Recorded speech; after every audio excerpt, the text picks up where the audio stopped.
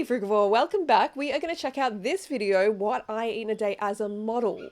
And the model is Robin Hulsken. I'm not sure if you've heard of her, I haven't heard of her, but her video is very popular. And she is a model from the Netherlands, and she's 25 years old. So realistically, I could be her mum. I'm just about old enough, yeah. So she's 25 years old, and she's going to show us what she eats in a day as a model. And I want to hear what you have to say on this video. Definitely leave a comment down below, vote on it, and let's see if she's actually influencing these young women in the comments. You know, 650 comments, over a million, basically young women are watching this. So hopefully she's putting out a good example of healthy eating, healthy, ethical eating. Most requested by all of you, so let's do it. Okay, most requested. Okay, we're going to turn this music off, but like that does not lot here and here. Not the best, but let's go into it. Makes very simple. It's going to be some yogurt with granola and berries. Okay, so the yogurt.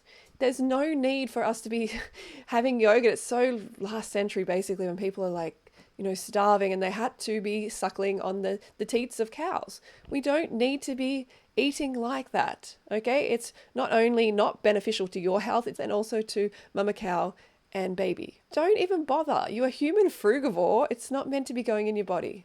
I normally have 2 or 3 big spoons of yogurt and I fill it up like that, Okay. Put it in my bowl, and yeah, well, I mean, that's all you need to do with yogurt. After, Okay. I take 1 tablespoon of honey and I put it in there. All right, so honey is definitely not a benefit to the human frugivore. As far as your teeth go, there's a lot of factors. We can talk about another video, but you can also look it up.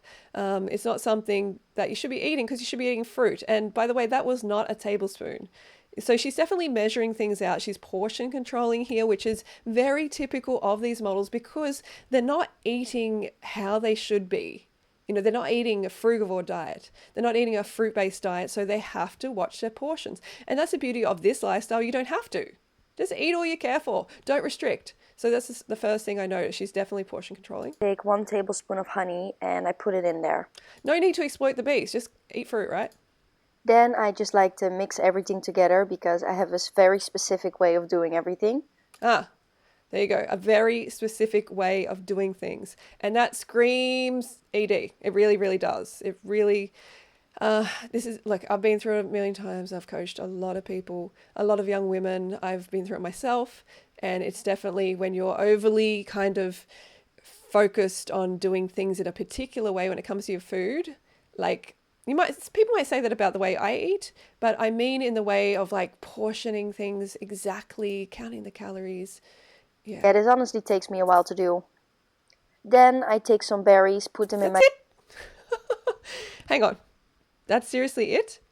Just, she must have counted out like 6, 1, 2, 3, like 6 berries, 7 berries. Yogurt and mix that together again.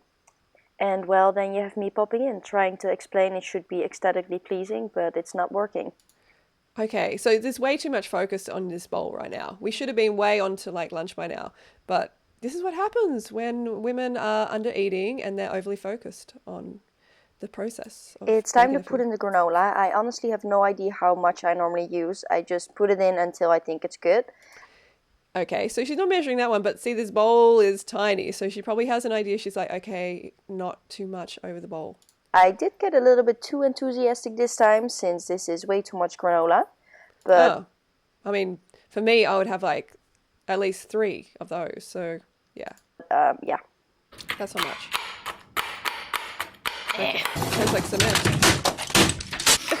Kind of sounds like cement. Well, yeah. there you go. That's my yogurt bowl. Breakfast has been served. Okay, so that was her breakfast. Probably hit, I don't know, how to say, maybe a 400 calories or so. I mean, it's better than having, obviously, bacon or eggs or something like that, but it's also a lot of this solidified bovine secretion, and we don't need that in our bloodstream. So lunch. Just because I have a fitting after, I was like, it's gonna save me some time, and also because I just came back from the sauna together with Brooks, and I was like, in the meantime that I'm showering, my lentils can cook. Because what we're gonna make is a very easy lentil salad. Every recipe that I make is very simple. I use a lentil salad. I mean, there is a hensy there. So just a little bit of awkward posing for you in my pajamas. I have actually lost 40 pounds on a fruit-based diet. And it's been like 16 years and I've kept the weight off for, something like 11 years. It took me a few years to get the weight off. And I've kept it off for like 11 years or so. And it's effortless and I'm eating as much as I care for. And my books have all the secrets, all the recipes, everything that I do in order to get the results that I can maintain. And that's the important thing, right? That you can maintain the results. Plenty of people can undereat and starve themselves temporarily, even for a couple of years. But can they do that for decades?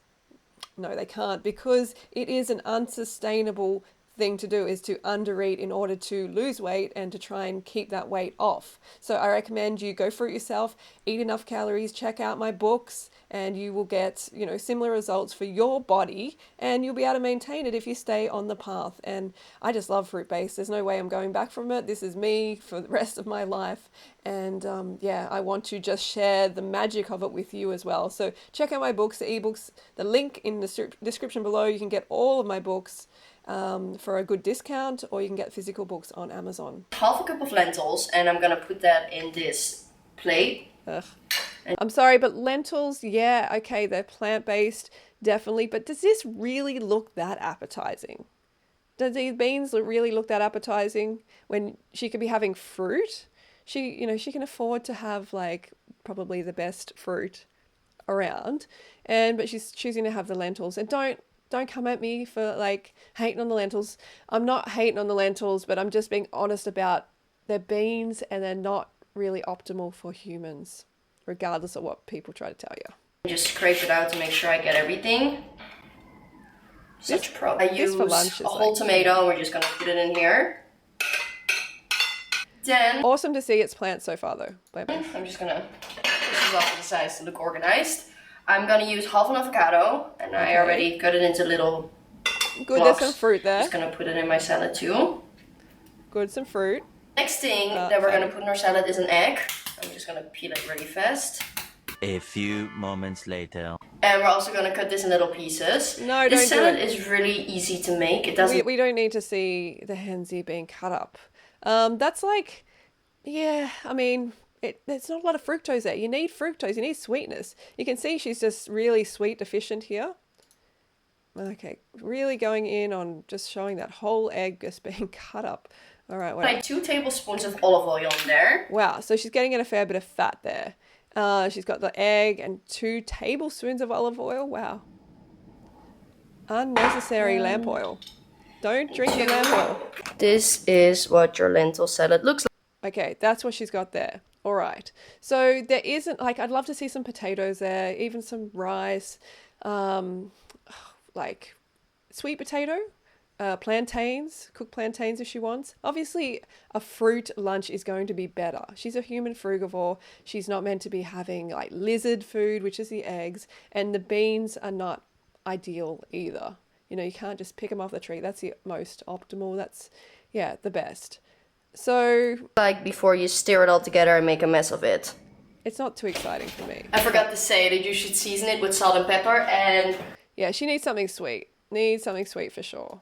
But I just arrived home and it's currently 9:15. I'm pretty tired and I didn't expect to be home this late, so instead of cooking, I just ordered some food and it should be here in 20 minutes. Okay, so she didn't have a lot. This was pushing probably 400. This one maybe 400 as well, maybe 800. It is 9:45 p.m. and my food has finally arrived, so I'll show you what I got and then I'm gonna eat and get ready. She went a long time without eating. To go to bed. I got angel hair carbonara from Butcher's Daughter. What is that? I mean, what is this? Angel hair carbonara. That looks like a vegetable, like pumpkin, right? Or with some shredded spaghetti squash noodles. Okay. Cherry tomatoes, wilted arugula, azuki bacon, azuki bacon. Oh, so it's not actual bacon, right? Black pepper, breadcrumbs, and I added some veggie chicken on top of that. Oh, veggie chicken. Okay. Which is the best veggie chicken I've ever had. And I'm so happy that she's not eating actual chickens. This is great. This is delicious. All right, so I mean, that can definitely be better, right? But the fact that she's got some veggie chicken on there and she has like vegetables in there, look, it's very fried. There's probably a lot of fat and a lot of oil, but her day has not been too cruel to animals, right? With the honey, okay, and the dairy, not the best, obviously, and the egg, not large quantities. And I feel like she would really be open to fruit-based, because she's kind of like going in that plant-based direction already, and she's not eating actual chicken. So I'm giving her kudos for that, right? That's great. But there's not a lot of fruit, is there? Not a lot of fructose, not a lot of sweetness going on. Before I end this video, I just want to say... And she has glowing skin, and, genetically she has a certain skin tone and type, which is, aesthetically pleasing or whatever, makes them look healthy. But you have to realize when they're young and they're restricting what they're eating, and you're not seeing all the rest of their life. She probably exercises a lot and drinks a lot of water, and maybe she has other healthy practices. So yeah, you can't just copy what she's doing and think, oh, I'm going to get the same results. And the best thing to do is to eat in line with your species. And you're a frugivore, you're a human frugivore, so you need the fruit, you need the fructose long term. This is not my typical day of eating. I never have dinner this late. Okay, not typical day of eating, yeah. I normally have it around 6, latest probably 7, unless I go out for dinner. I'm Dutch and we love to have early dinner, so I still do that. Besides that, I normally have a piece of fruit somewhere during the day, or just Good. I was thinking that she probably has more fruit after dinner, or I make myself a fruit salad, which is half an apple, a banana, an orange, and some cinnamon, which is really tasty. And yeah, it's good to hear that she has more fruit, and I had a feeling too. And because this is just one day, it's not terrible. It's not terrible, but it can definitely be improved. And yeah, Robin, you just need to realize that you can eat unlimited quantities of fruit, not have to do all this wasting time measuring stuff, and get great results on a fruit-based diet. So I recommend you check it out. And everyone watching, check it out, fruit-based diet. It has got me great results, and thousands of other individuals. So it's the way to go for your human frugivore genetics. All right, talk to you soon.